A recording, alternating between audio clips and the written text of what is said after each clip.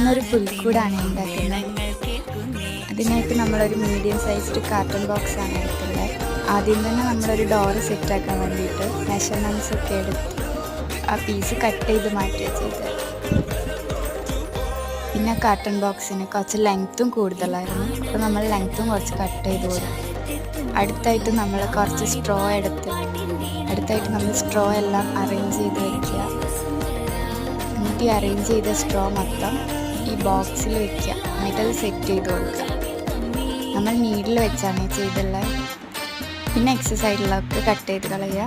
ഈ സ്ട്രോ നമ്മൾ ഈ ബോക്സിൻ്റെ ചുറ്റും കവർ ചെയ്യുക. പിന്നെ ഈ പുൽക്കൂടൊന്ന് ഡെക്കറേറ്റും ചെയ്തു.